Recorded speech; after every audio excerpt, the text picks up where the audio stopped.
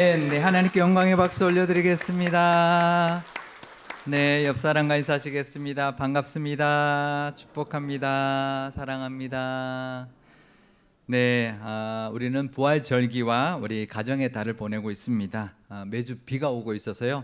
금세 여름이 이제 다가올 것입니다. 이 5월의 아름다움 마음껏 누리시고 가정마다 부활의 기쁨이 가득하시기를 축복드립니다. 네, 지난 또 15일은 스승의 날이었는데요. 요즘 교사주일은 총에서 따로 정해서 지키고 있어서 오늘 교사주일은 아니지만 그래도 스승의 날을 지나면서 우리 교회 학교 교사들을 우리 기억하는 시간이 되면 좋겠고 또 감사하고 격려하는 시간 되시면 좋겠습니다. 또 어릴 때 우리 선생님들 기억나시는 분들이 있을 겁니다. 기억하시고 또 우리 교회 학교 우리 선생님들도 이제 우리 교회에 있으시잖아요. 또 감사하는 시간 되면 좋겠습니다. 또 우리의 영원한 스승 되시는 하나님께도 영광 돌리는 이 예배가 되시기를 바랍니다. 지난 주일에 가데스 바네아의 사건에 대하여 함께 나누었는데요. 이 가데스 바네아의 사건은 우리에게도 매우 중요한 가르침을 주는 말씀입니다. 우리도 이 가데스 바네아 같은 그런 상황을 만날 때 갈렙과 여호수아 같은 믿음의 고백으로 살아가시기를 바랍니다. 그 가데스 바네아에서의 불순종과 불신으로 인해서 가나안 땅을 정탐했던 40일을 그 하루를 1년으로 계산해서 40년 동안 광야에서 방황하게 하셨고 또 그 불순종했던 광야 1세대들은 광야에서 다 죽게 하셨는데요. 그 말씀하시면서 하나님이 이렇게 말씀하셨습니다. 민수기 14장 27절에서 28절 말씀입니다. 나를 원망하는 이 악한 회중에게 내가 어느 때까지 참으랴. 이스라엘 자손이 나를 향하여 원망하는 바 그 원망하는 말을 내가 들었노라. 그들에게 이르기를 여호와의 말씀에 내 삶을 두고 맹세하노라. 너희 말이 내 귀에 들린 대로 내가 너희에게 행하리라. 그러니까 하나님은 우리의 기도를 들으십니다. 그런데요, 오늘 이 말씀에 보니까 원망의 소리도 다 듣고 계신다라는 거예요. 우리 지난번에 말씀 나눌 때 하나님은 우리의 기도를 다 듣고 기억하셨다가 반드시 응답하신다고 나눴는데요. 그뿐 아니라 원망의 소리도 다 듣고 계신다라는 것을 우리가 알아야 합니다. 이게 얼마나 무서운 말인가요? 그러니까 우리가 불평의 소리, 원망의 소리를 함부로 해서는 안 될 것입니다.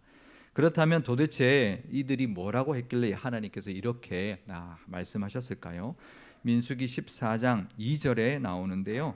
이스라엘 자손이 다 모세와 아론을 원망하며 온 회중이 그들에게 이르되 우리가 애굽 땅에서 죽었거나 이 광야에서 죽었으면 좋았을 것을. 그러니까 이런 말을 한 거죠. 그러니까 차라리 애굽에서 죽었거나 광야에서 죽었으면 더 좋았을 것을. 가나안 사람들하고 싸우다가 칼에 죽는 것보다 그게 더 나았겠다. 이렇게 말을 했던 거죠. 그러니까 하나님이 그래? 그럼 그렇게 한번 해봐라. 이제 그랬던 것이죠. 그러니까 우리도 불평 불만의 말을 무서워할 줄 알아야 합니다. 그 말 다 듣고 계신다라는 거죠. 또 그 말대로 하나님 다 행해 주신다고 한다면 얼마나 무서운가요? 그러니 그렇게 결국은 그들이 40년을 광야에서 떠돌게 되었고 정말 그 말대로 광야에서 1세대들은 다 죽고 말았는데요.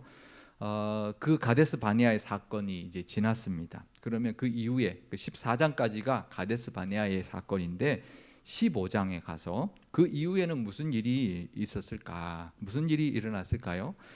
저 같으면 한 40년 동안 이제 방황해야 되니까 한 10년쯤은 아무 말씀도 안 하실 것 같은데 하는 바로 이어서 말씀하십니다. 뭐라고 말씀하실까요? 그래, 이제 니네들이 알아서 한번 살아봐라. 그랬을까요? 하나님은 바로 다음 장인 민수기 15장에서 제사에 관한 말씀을 하십니다. 되게 뜬금없지 않나요? 그냥 가데스 바네 사건 있고 그냥 아무 일도 없었던 것처럼 그런 제사를 드릴 때 이렇게 제사를 드려라 뭐 이런 말씀처럼 제사에 관한 말씀을 하고 있습니다. 민수기 15장 1절에서 3절 말씀입니다.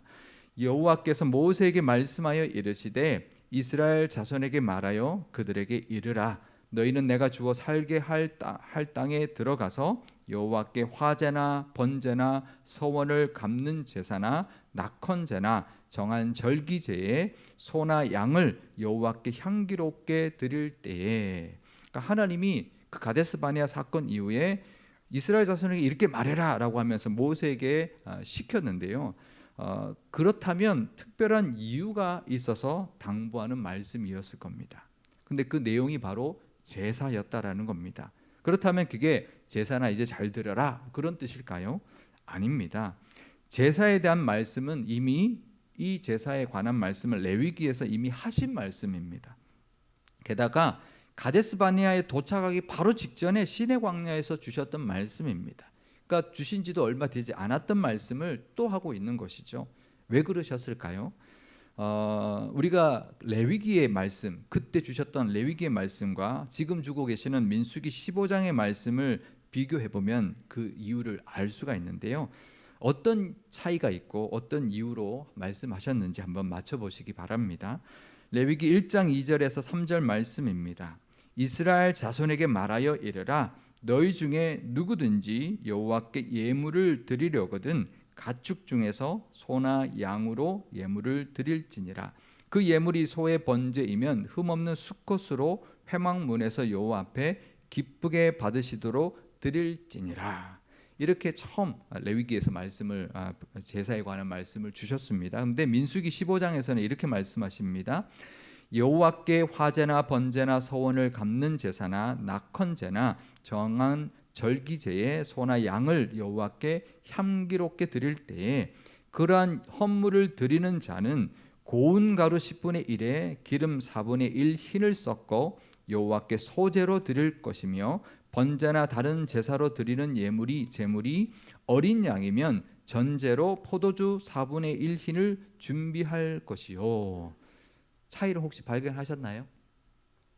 레위기에서는 번제의 규례를 주실 때 그냥 제물을 소나 양으로 드리라 그렇게만 말씀하셨는데 이 민수기 15장에서는 소나 양으로 드리기는 하되 고운 가루 10분의 1에 기름, 감람유죠. 4분의 1 흰도 섞어서 소제도 함께 드려라 라고 말씀하셨고요.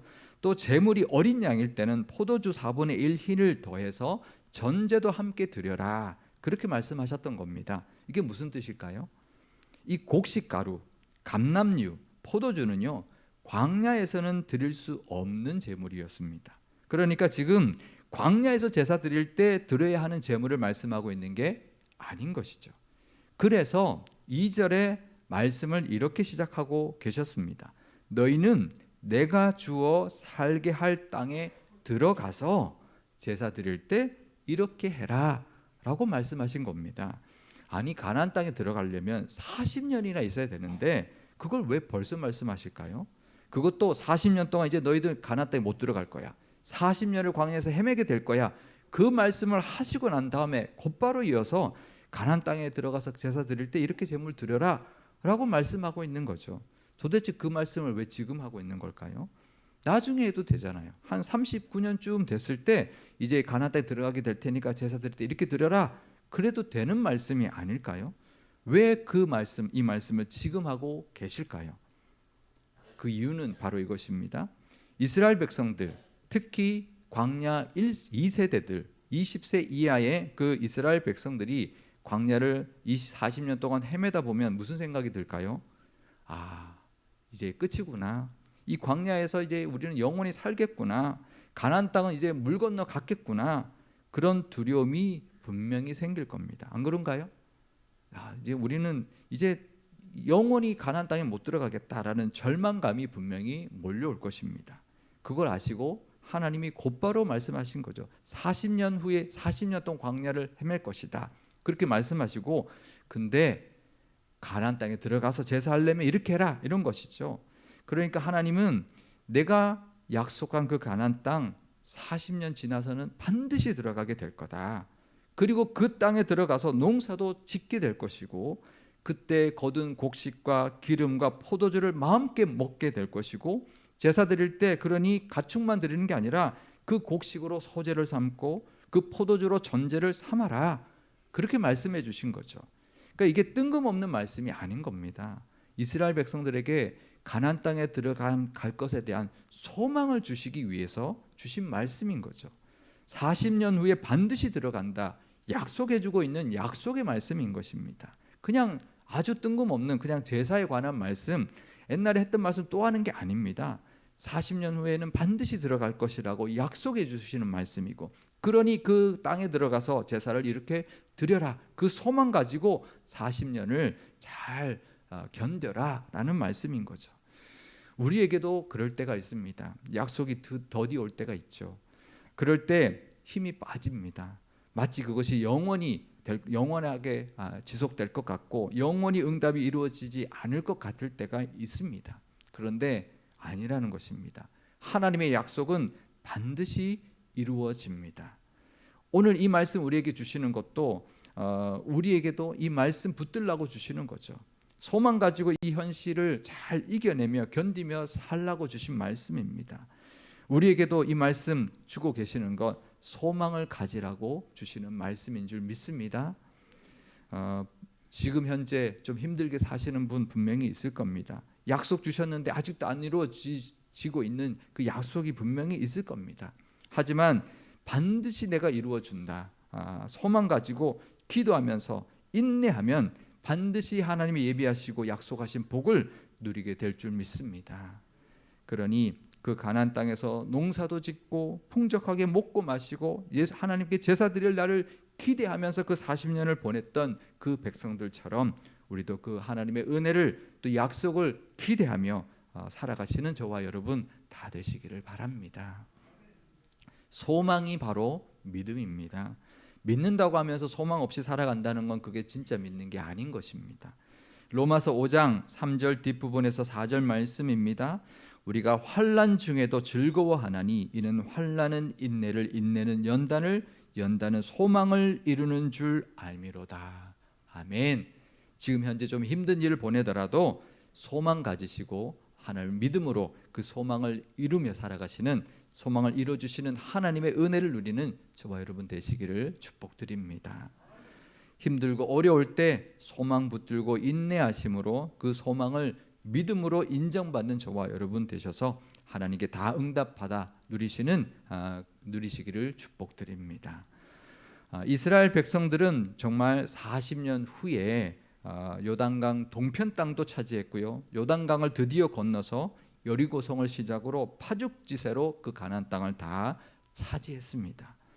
우리도 마치 광야 같은 시간을 보낼 때가 있을지라도 반드시 가나안 땅을 차지하게 해주셨던 그 하나님의 은혜를 우리도 바라보며 살아가시기를 바랍니다. 그 가나안 땅의 정복, 또 그 감격과 그 역사는요, 사실 그 광야 1세대의 것이었습니다. 근데 그 복을 받지 못하고 광야에서 그 1세대들은 다 죽고 말았는데요. 왜 그렇게 되었을까요? 도대체 왜 그렇게 그들에게 약속하신 그 예비하신 그것을 왜 다 받지 못하고 그냥 다 죽고 말았을까요? 믿음이 없어서 그런 것입니다. 믿음만 있으면 되는데, 어차피 그들의 힘으로 가나안 땅을 차지하는 게 아닌데 하나님만 믿어드리면 됐었는데 믿음이 없어서 차지하지 못한 것입니다. 그런데요, 그들만의 문제가 아닙니다. 지금도요, 하나님을 못 믿고 살아가는 사람이 얼마나 많은지 모릅니다. 우리는 어떤가요? 하나님을 믿어드리십시오. 하나님이 정말 내가 약속하고 그 약속 반드시 이루어 줄 것이다, 그렇게 애타게 우리에게 말씀하고 있는데 그 하나님을 믿는 믿음으로 살아가십시오. 그 믿음으로 소망 가지고 살아가십시오. 그러면 그 믿음이 우리에게 복으로 돌아올 것입니다. 믿어서 손해날 것 없잖아요. 안 그런가요? 믿는데 뭐 돈 듭니까? 믿는데 손해 납니까? 그런데 왜 못 믿고 불안해하며 살아가십니까? 신실하신 하나님, 정말 우리에게 모든 것 다 해줄 수 있는 능력의 하나님을 믿고 약속 붙들고 살아가시는 저와 여러분 되셔서 그 믿음의 그 은혜와 복을 다 누리시기를 축복드립니다. 그런데요, 민수기 이제 14장 가데스 바네아 사건 이후에 민수기 15장에서 제사 이야기를 하고, 또 민수기 15장의 뒷부분에는 또 하나의 느닷없는 사건을 기록해주고 있습니다. 안식일을 범한 사람에 관한 그런 처벌에 관한 말씀인데요. 안식일에 나무를 하는 사람을 발견하게 되었고 그 사람을 잡아서 모세와 아론에게 끌고 왔는데요. 그 이유는 바로 출애굽기에 주셨던 안식일 법 때문이었습니다. 출애굽기 31장 14절 말씀입니다. 너희는 안식일을 지킬지니 이는 너희에게 거룩한 날이 됨이니라. 그 날을 더럽히는 자는 모두 죽일지며 그 날에 일하는 자는 모두 그 백성 중에서 생명이 끊어지리라. 아멘.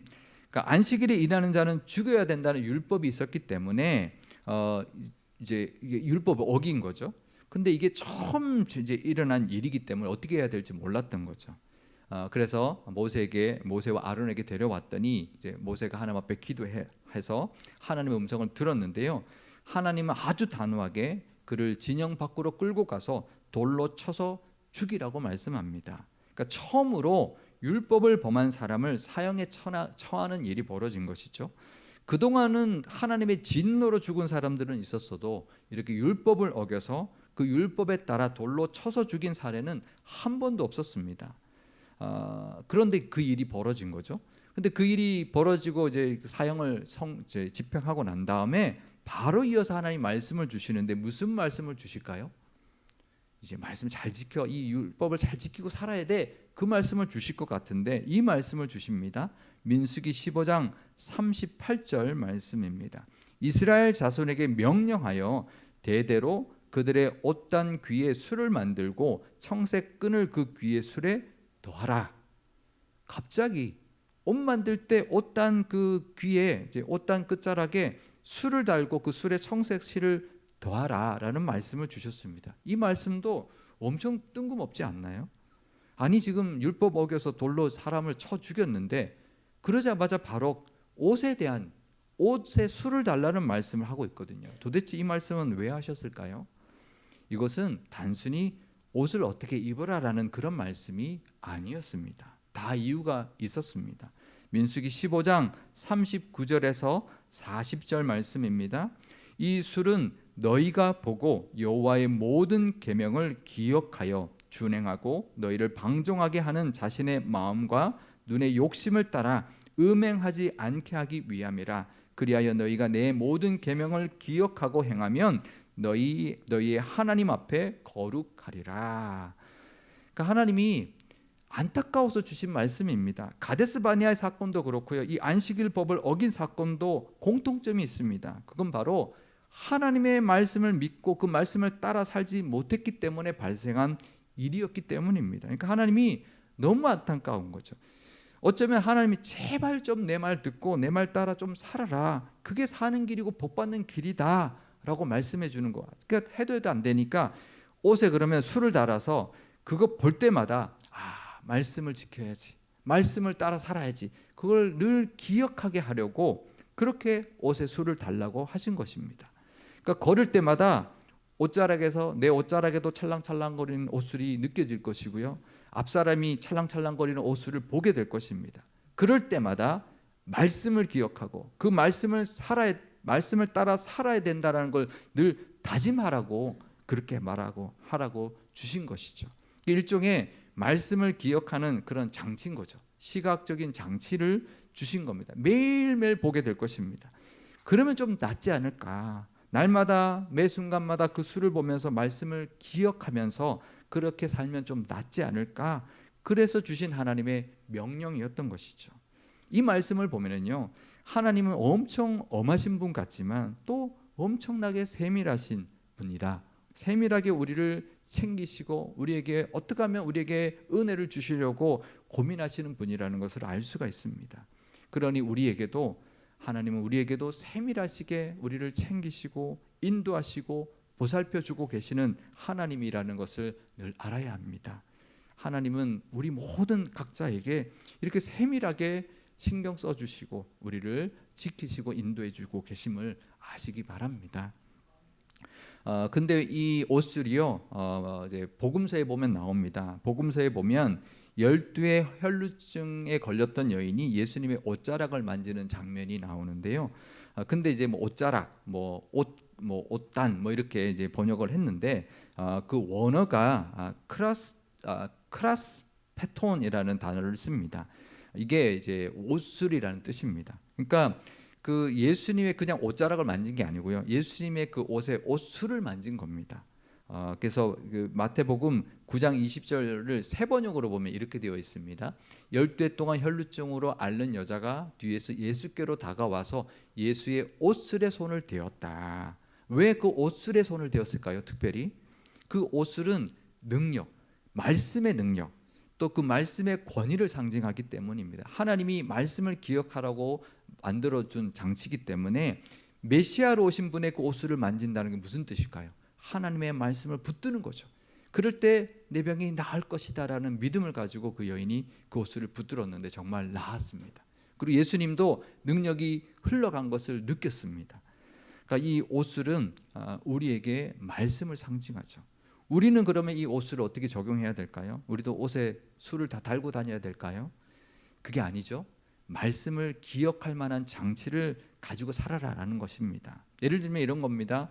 올해 받은 말씀, 아니면 또 하나님이 주신 말씀을 책상 앞에 이렇게 붙여놓는다든지, 냉장고에 붙여놓고 오가면서 본다든지, 매일 새벽기도에 오면서 주신 말씀 붙들고 하루를 살아간다든지, 또 우리 교회에서 매일 카카오톡 플러스로 메시지로 말씀을 보내드리는 거, 그것을 매일 보고 그 말씀 또 의지하며 살아간다든지, 또 매일 시간을 정해서 성경을 읽는다든지 하는 그런 시간들, 그런 것들을 이제 가지고 개인적으로 나에게 꼭 맞는 것을 만들어서 말씀을 붙들고 살아가는 그 노력이 바로 이 옷술과 같은 말씀의 은혜일 것입니다. 그렇게 해서라도 더욱 하나님의 말씀을 붙들고 조금이라도 더 말씀 의지하면서 소망 가지고 살아가면, 그러면 하나님의 그 말씀의 은혜가 우리에게도 임하게 될 것이고, 우리에게 세밀하게 지켜주시고 또 보호하시고 인도해 주시는 그 하나님의 은혜가 우리에게도 임하게 될 줄 믿습니다. 이 옷술처럼 하나님의 말씀, 매일매일 하나님의 말씀, 매 순간 하나님의 말씀을 기억하고 그 말씀의 능력을 붙들고 살아가시기를 바랍니다. 저는 오늘 본문의 말씀에서 이 마지막 말씀이 참 저에게 큰 위로가 되었는데요. 민수기 15장 41절 말씀입니다. 나는 여호와 너희 하나님이라. 나는 너희의 하나님이 되려고 너희를 애굽 땅에서 인도해 내었느니라. 나는 여호와 너희의 하나님이니라. 아멘. 하나님 왜 이 말씀을 마지막으로 15장 마지막으로 끝낼까요? 내가 니네들 왜 인도했는지 아느냐? 애굽 땅에서 인도해낸 이유가 너희의 하나님이 되고 너희를 정말 그 가나안 땅으로 가서 살게 하려고 너희를 인도해냈는데, 그거를 왜 그렇게 못 믿느냐? 그 하나님이 안타까운 마음이 담겨 있는 말씀인 것입니다. 내가 왜 너희를 애굽에서 인도해냈겠니? 왜 말씀을 율법을 줬겠니?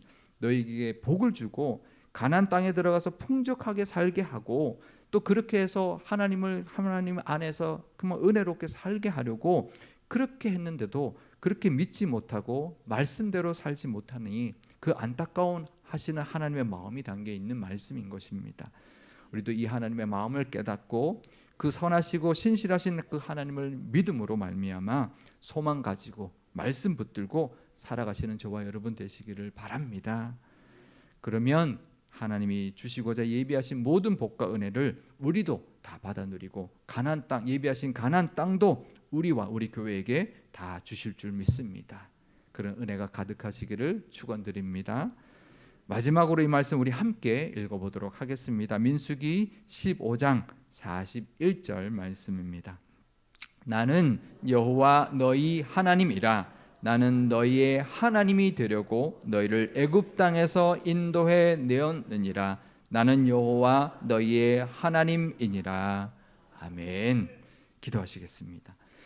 우리의 하나님이 되시려고 우리를 구원해 주셨고 우리를 인도해 주고 계시는 하나님 아버지, 하나님을 믿기만 하면 되는데 우리 눈앞에 있는 현실을 보며 좌절할 때가 너무나 많이 있습니다. 두렵고 불안해 할 때도 너무나 많이 있습니다. 이런 우리의 연약한 믿음을 불쌍히 여겨 주옵소서. 비록 불순종함으로 40년을 광야에서 방황하게 하셨지만 40년 후에는 반드시 가나안 땅에 들어가게 하겠다고 약속해 주신 그 하나님을 우리도 믿고 의지하게 하옵소서. 약속의 말씀 늘 붙들고 살게 하시고 신실하신 하나님을 믿는 믿음으로 소망 가지고 살아가게 하옵소서. 그러면 그 소망이 믿음으로 받아주셔서 반드시 이루어 주시는 은혜를 누리게 될 줄 믿습니다.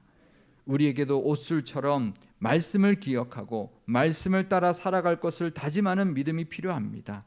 지혜를 주셔서 내게 꼭 맞는 그런 말씀의 기억 장치를 허락하여 주시고 말씀이 내 눈앞에서 늘 떠나가지 않게 하여 주옵소서.